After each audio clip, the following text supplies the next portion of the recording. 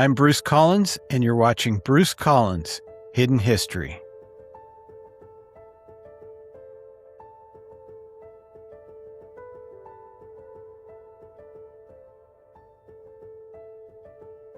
What if I told you that one of the world's most valuable secrets was almost sold to its biggest competitor? Not during World War II, not by foreign spies, and not by hackers, but by one of Coca-Cola's own employees. And here's the part almost nobody knows. The company that stopped the theft was Pepsi. Tonight on Hidden History, we're uncovering the remarkable true story of the day Coca-Cola nearly lost its secret formula.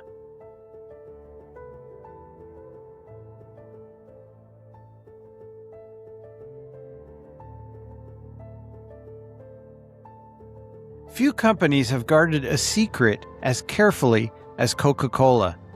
Since pharmacist John Pemberton created the drink in 1886, the recipe has become one of the most recognizable trade secrets in business history.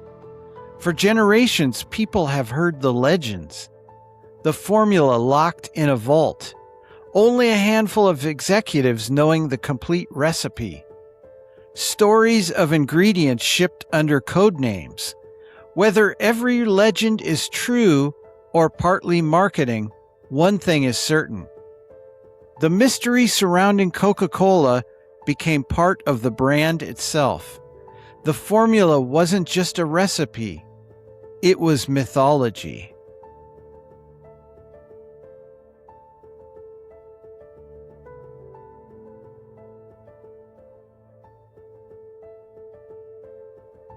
By 2006, Coca-Cola had become one of the most recognizable companies on Earth.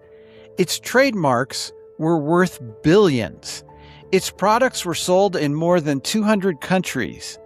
Its confidential research and product information represented decades of innovation. That's when something happened that almost nobody expected. An employee inside Coca-Cola decided to steal confidential company information. Authorities later alleged that administrative assistant Joya Williams removed confidential documents and product samples from company offices. She wasn't acting alone. She recruited 2 associates. Together, they believed they had found the perfect buyer. Pepsi. Imagine receiving this phone call.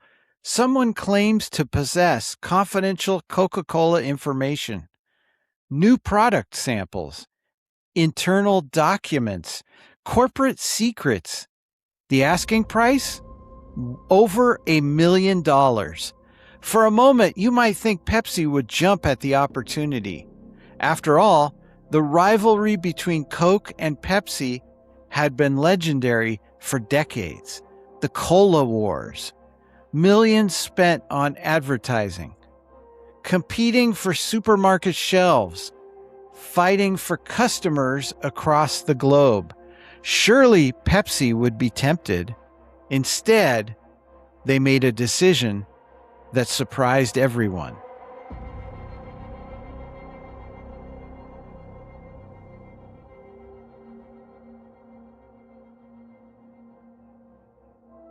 Pepsi didn't negotiate.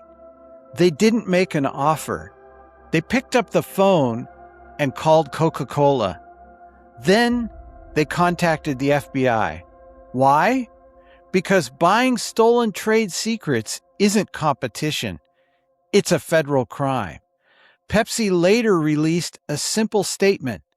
Competition should be fair and legal. That decision changed everything. The FBI launched an undercover investigation.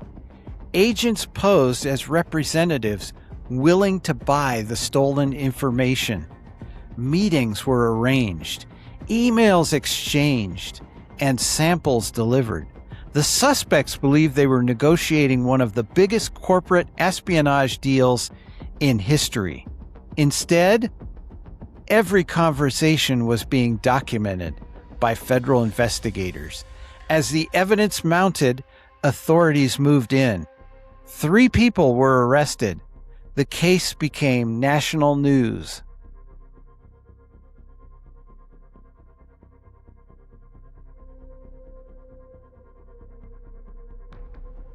One interesting detail often gets lost in the headlines. Despite countless news reports saying Coca-Cola's secret formula had been stolen, investigators never claimed that the original 1886 recipe itself had been taken. The stolen materials reportedly included confidential product information, documents, and samples related to future products. That distinction matters. The legendary formula remained secure, but the attempted theft still represented a serious breach of corporate trust.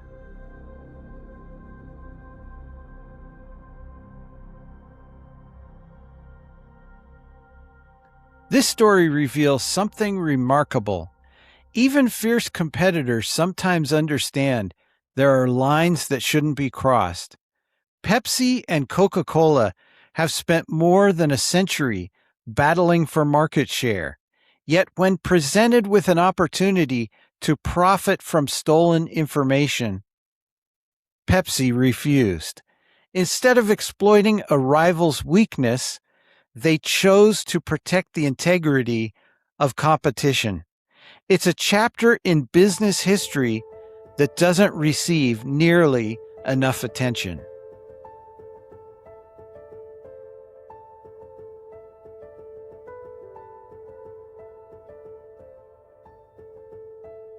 Today, Coca-Cola's formula remains one of the world's most famous trade secrets.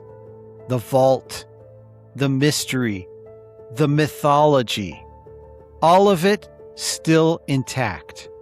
The attempted theft serves as a reminder that valuable information isn't always protected by steel doors or alarm systems. Sometimes the greatest vulnerability isn't technology, it's people. When most people hear the phrase corporate espionage, they picture Hollywood movies, secret agents, high-tech gadgets, international conspiracies. The reality is usually something much simpler. Most breaches begin with ordinary people making extraordinarily bad decisions. This story also reminds us that character matters. Pepsi could have taken a shortcut. Instead, they chose integrity. In an era when headlines often focus on scandal, it's worth remembering that sometimes the most remarkable story isn't the crime, it's the company that refused to participate. I'm Bruce Collins. Thank you for joining me for another edition of Hidden History. If you enjoyed today's story, don't forget to like, subscribe, and share it with someone who loves history and business. And remember, history isn't always what happened. Sometimes it's what almost happened. Good night.